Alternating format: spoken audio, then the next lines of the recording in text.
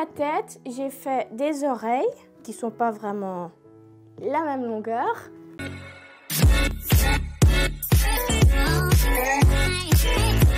Coucou les anges, alors nous revoici dans une nouvelle vidéo, ou plutôt me revoici dans une nouvelle vidéo. Comme vous pouvez le voir, je suis tout seul parce qu'on a eu tous les trois la grippe, donc maman ne sait pas être dans cette vidéo avec moi. Mais je vais vous expliquer quelque chose que j'ai dû faire pour l'école. À l'école, je suis dans une classe pour apprendre à travailler avec les enfants plus tard et on doit faire plusieurs activités et les créer nous-mêmes pour après les ramener au stage pour les enfants. Une des activités est de créer une boîte à activités pour les enfants. Donc ça consiste en quoi? C'est qu'on a dû prendre un thème qu'on voulait, on a dû faire de cette boîte le thème qu'on a choisi et après mettre nos activités dedans pour le ramener au stage. La plupart des personnes ont fait par exemple la mer et ont collé des poissons sur la boîte ou alors le zoo. Et moi j'ai choisi de faire différent des autres. Vu que j'ai toujours d'imagination,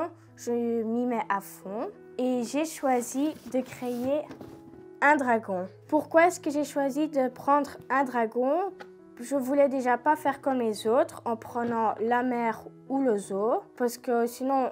tout le monde a le même et après un moment, ça doit pas être cool pour les enfants non plus. Et je sais que les enfants aiment bien tout ce qui est fantasy. Donc je me suis mis en tête, on va créer un dragon. Puis je me suis dit, un dragon en 3D, mais comment commencer? Ça doit être compliqué à faire. Parce que les autres, eux, ils collent tout sur leur boîte, mais moi, c'est vraiment en 3D. Donc, j'ai décidé de d'abord décorer, ou plutôt peindre, ma boîte en bleu, avec des pinceaux évidemment, donc ça a pris beaucoup de temps. Et puis, quand je suis rentrée à la maison, il fallait faire aussi une partie. Et j'ai pris pour le museau une boîte de café que j'ai coupée en deux. Comme ça, j'ai le museau et la tête. Après, j'ai dessiné des dents moi-même. Pour la tête, j'ai fait des oreilles qui sont pas vraiment... la même longueur, mais c'est pas grave. Et j'ai demandé à maman des yeux qui bougent parce que je trouvais que ce serait plus chouette qu'ils bougent qu'ils restent stables, quoi. Et maman n'a pas regardé et elle m'a donné des yeux avec des cils. Donc moi au début je pensais, et les autres de la classe aussi, pensaient que le dragon allait être un garçon. Et ils ont commencé à chercher des noms pour le dragon, comme Derek, Jérémy, des choses comme ça. Et puis, quand on a vu que les yeux avaient des cils, on s'est dit, oui, mais ça, c'est pas un garçon, c'est plutôt une fille. Donc, on n'a toujours pas trouvé de nom pour le dragon. Donc, si vous en avez, mettez-les ici en commentaire, ça peut être intéressant. Après, j'ai choisi de faire des ailes. Bah oui, c'est normal, c'est un dragon, ça vole. Mais mon idée était de d'abord les mettre droits comme ça. Et puis je me suis dit, c'est pas très pratique pour l'emmener au stage, parce que je dois encore le mettre dans un sac et après aller dans le bus, donc c'était pas très pratique. Alors j'ai décidé de les mettre comme ça plats. Mais en les mettant plats, je peux aussi les bouger, ce qui est très pratique. Après, j'ai fait des pics sur le dos et j'ai choisi de les faire en couleur mauve. Parce qu'au début, je voulais faire tout en bleu, mais je me suis dit que ce ne serait pas toujours beau d'être que bleu. Alors, j'ai cherché sur Internet pour trouver des photos de dragons, pour voir quelle couleur ils ont ou quel mélange. Parce que pas tous les dragons sont une couleur, ils ont souvent des mélanges aussi. Et j'ai vu un dragon qui était bleu et mauve et je trouvais ça super beau. Alors, j'ai choisi de prendre du mauve. Le prof à l'école, il a trouvé ça super sympa, que j'avais cherché plus loin que les autres et que j'ai décidé de faire en 3D. Et il trouvait les ailes super marrants. Et en les trouvant super marrants, il a commencé à bouger mon dragon pour faire bouger les ailes comme ça. Et il a commencé à rigoler parce qu'il s'était dit, c'est pour les enfants, mais moi je suis déjà en train de m'amuser maintenant, donc c'est super bien fait.